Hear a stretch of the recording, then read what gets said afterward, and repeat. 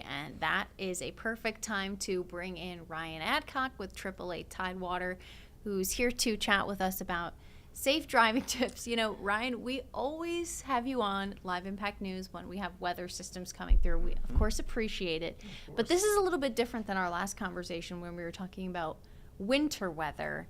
What are some ways that driving in severe weather is different? Absolutely. So want to make sure that the same concept applies for winter weather as for preparing your vehicle beforehand. So especially if we have heavier rain today, making sure that our windshield wipers are operating correctly and making sure our headlights are operating correctly, because being able to see in that severe weather is just as important as being able to be seen in that severe weather out there on the road. Mm-hmm. And of course, you know, the time is ticking for people to get those vehicle preparations underway, but we do still have a few hours before the worst of it hits. Is there anything that rises to the top of the priority list with those vehicle preparations that you're like, you need to make sure you have this working if you're going to be driving? Really those windshield wipers and those headlights, and Yeah. then making sure that everything is all good to go with your tires, especially if we have this heavier wind. Anything that you can do to help your car grip that road just a little bit better is going to be super important as well. And this seems like a simple one that we probably learned in driver's ed, but not all of us always heed this advice.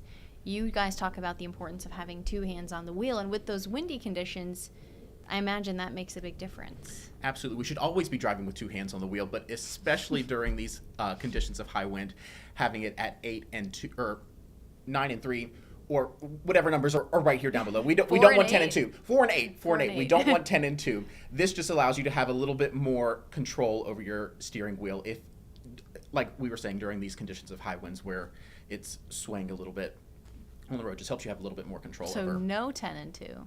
No 10 and 2. Having your hands down here, if you had your hands up here, you're liable to do this. And if you have them here down lower, there's less room for that to That's happen. interesting. I've never heard that. Well, I think But it the makes sense. guidance has changed with like 10 and 2 since we all probably took driver's ed, but they do say that 4 and 8 is like better for control. So, I mean, the experts said it. Your steering wheel is a little bit more top heavy if you're at 10 and 2, and so there's a little bit less control than if you have your hands down lower. Well, and of course, when we do have the high winds, we've got the concern with the Chesapeake Bay Bridge Tunnel, wind restrictions. They don't allow towing and cargo, and that's something in general that you say to avoid in severe weather. Obviously, when you have extra items on your vehicle, that can create issues. Absolutely. Any added, whether it is height or any extra length on the back of your vehicle can just make it that much harder to control in these high winds. So deterring people from towing things or having trailers or things like that behind their vehicles to make it a little bit more easier to control your vehicle out there on the road. Gotcha. And of course, we do expect to see some emergency vehicles, whether it's police or EMS or Dominion crews throughout the next few hours. What is your guidance for drivers in terms of, you know, whether it be flashing lights or leaving extra room? What do you recommend? Absolutely. So just traveling out there on the road, just want to make sure that we are leaving extra room around us and in between us and other vehicles, just in case anyone has to make an evasive maneuver or there's a particularly large gust of wind. Just having that extra room out there is going to be super important for not only keeping yourself safe, but keeping others on the road safe as well. And then as far as those flashing lights, any flashing red, blue, or amber lights that you see there on the side of the road or otherwise, just making sure that you're slowing down and moving over to give them enough room to do what they need to do, because everyone will be out there doing important work there on the side of the road. So giving them as much room as possible so that they can get that scene or whatever's there on the side of the road taken care of quickly is what we recommend, and the law. Yeah, that's important too. So I know with, you know, wintry weather, when we talked last, we had the emphasis both on not driving, and if you were driving, to have an emergency kit ready. Are you making those same recommendations for this bout of weather? Are there any modifications you think people should know about? You know, obviously, snow emergency kits may differ from something like a breakdown in the middle of spring.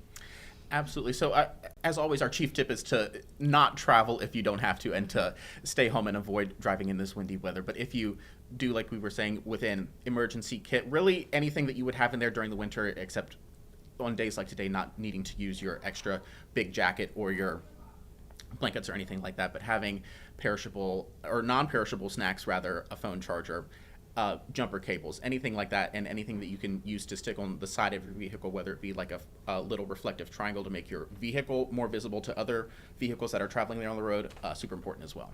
Mm-hmm.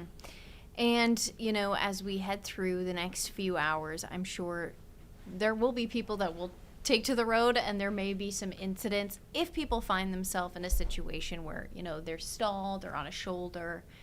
I know we talk about this all the time, but what are some safety tips that AAA wants people to take if they do find themselves stopped on the road? Absolutely. So if you are, or pull as much away from road and away from moving traffic as much as possible.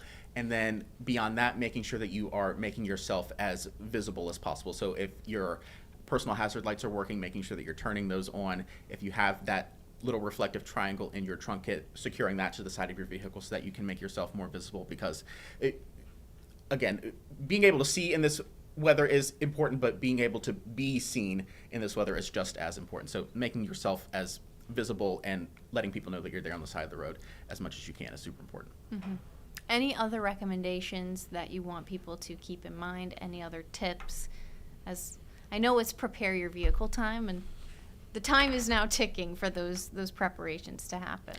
Absolutely. If you are traveling out there, we want to make sure that we are not using cruise control or adaptive cruise control, making sure that you have 100% control of your vehicle at all times, just in case you have to make an evasive maneuver or there's a particularly large gust of wind.